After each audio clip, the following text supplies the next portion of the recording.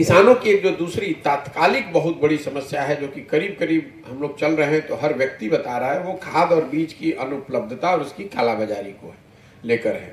धान के समय भी अक्टूबर में भी लोग बता रहे थे कि यूरिया नहीं मिल रहा है, और आज तो स्थिति एक तरह से भयावह है।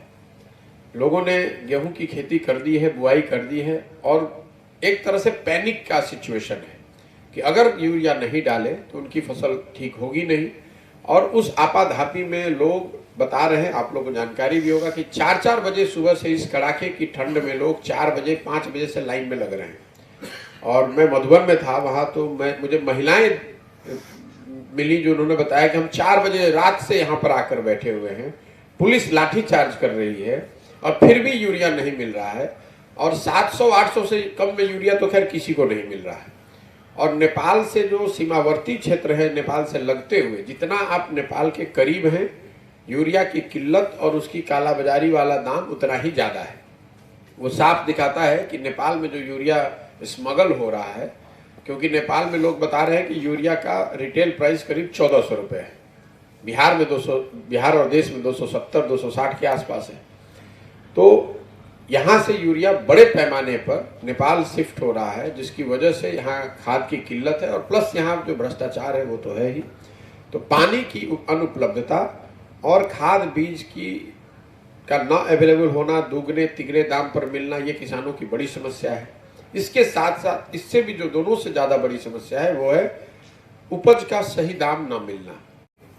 अब नीतीश कुमार जी, एक अंतिम बात मैं आपको बता दूं, नीतीश कुमार जी शायद अपनी कोई यात्रा शुरू कर रहे हैं, तो आपके माध्यम से मैं, और वो भी पश्चिम चंपारण से कर रहे हैं, तो सबसे पहले तो मुझे खुशी ये है कि चलिए, वो तो पहले भी यात्रा करते रहे, लेकिन मेरा अनुमान भी है और मुझे इस बात की खुशी भी है कि बिहार के पॉलिटिशियंस जो हैं वो चुनाव से अलग हटकर भी कम से कम जमीन पर उतरेंगे। हम लोग पैदल चल रहे हैं तो कुछ दबाव तो जरूर है, कोई पैदल चलेगा, कोई गाड़ी से चलेगा, कोई हेलीकॉप्टर से चलेगा, लेकिन कम से कम अपने ऑफिस से तो निकले।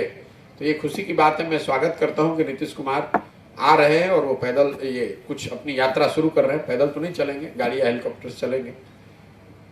जो पश्चिम चंपारण के ज्वलंत मुद्दे हैं, मेरा अनुमान है, मेरी आशा है कि नीतीश कुमार जी वहां भी जाएंगे। मेरा अनुमान है कि नीतीश कुमार जी नवलपुर बेतिया रोड पर जाएंगे, जहां पर 15 साल से लोग संघर्ष कर रहे हैं कि उस रोड को बनाया जाए।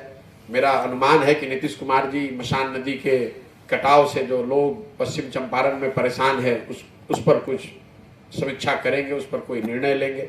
मेरा अनुमान है कि नौतन बैरिया के डिस्ट्रिक्ट्स में जो भारी कटान, बाढ़ और रोड के हालात हैं, उस पर नीतीश कुमार जी कुछ बोलेंगे। जिस वाल्मीकि नगर से वो हमेशा शुरुआत करते हैं यात्रा की, मेरा अनुमान है, मेरी आशा है कि वहाँ पर जो वन्य राज्य अधिनियम को लेकर बड़ी जनसंख्या आंदोलनरत है, लोगों को जमीन, अपनी मिट्टी, अपना बालू, अपनी लकड़ी से अधिकार लोगों का छीन लिया गया है, उस पर कुछ समाधान देंगे। इन सारी बातों का देखिए, वो आते हैं तो क्या करते हैं, लेकिन ये अच्छी बात है कि वो आ रहे हैं, कम से कम पटना से निकल तो रहे हैं। सबसे बड़ा जो स्कीम अभी सरकार का चल रहा है वो प्रधानमंत्री गरीब कल्याण योजना, जिसमें लोगों को 5 किलो अनाज हर साल मिलना है, हर महीने मिलना है। बिहार में चोरी का आलम, भ्रष्टाचार का आलम यह है कि जनता को ये मालूम हो गया है कि हमको 5 नहीं 4 किलो ही अनाज मिलना है। इसकी वजह जब मैंने पता की, जो लोग पीडीएस डीलर हैं जो अनाज को बांट रहे हैं, उनसे बात करी, जनता से बात करी, तो पता चला कि हर क्विंटल पे व्यवस्थित तरीके से 40 रुपए प्रति क्विंटल के हिसाब से जनप्रतिनिधि और अफसर मिलकर लूट रहे हैं हर महीने। और इसमें विधायक साहब लोग भी इंक्लूड हैं। बिल्कुल मैं जिम्मेवारी से इस बात को कह रहा हूं, विधायक और दूसरे जनप्रतिनिधि अफसरों के साथ मिलकर हर महीने हर प्रति क्विंटल 40 रुपए तक प्रधानमंत्री गरीब कल्याण योजना से पैसा ले रहे हैं, जिसकी वजह से जिन लोगों को, लाभार्थियों को 5 किलो अनाज मिलना चाहिए था, उसके जगह उनको 4 या 4.5 किलो अनाज मिल रहा है।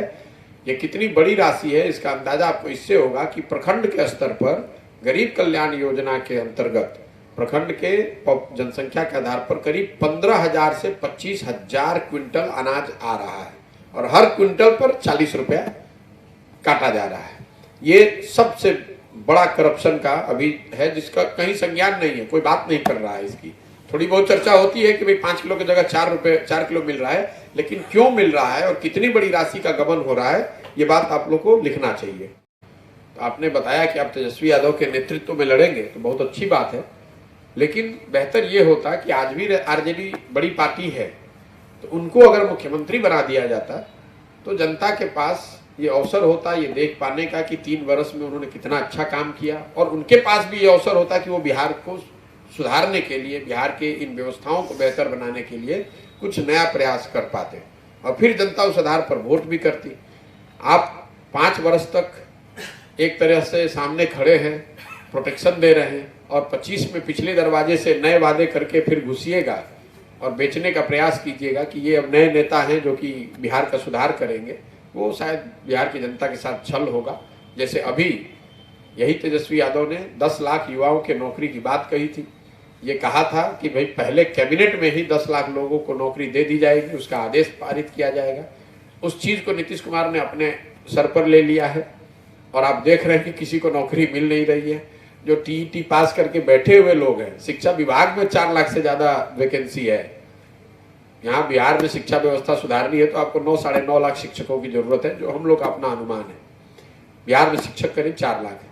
टीईटी सीटेट करके बैठे हुए लोग लाखों की संख्या में बेरोजगार बैठे हैं। जब डाकबंगला चौराहे पर गए तो उन पर लाठी बरसाई गई।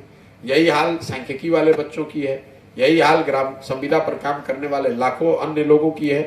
हर विभाग में संविदा पर लोग काम कर रहे हैं। पूरी बिहार सरकार जो है ये संविदा पर काम करने वाले टेम्परेरी लोगों के भरोसे है।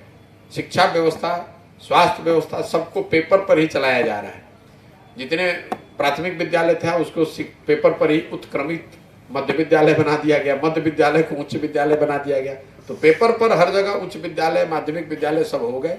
पेपर पर सारे शिक्षक आ गए, पेपर पर सारी व्यवस्था हो गई। जमीन पर बहुत कुछ है नहीं।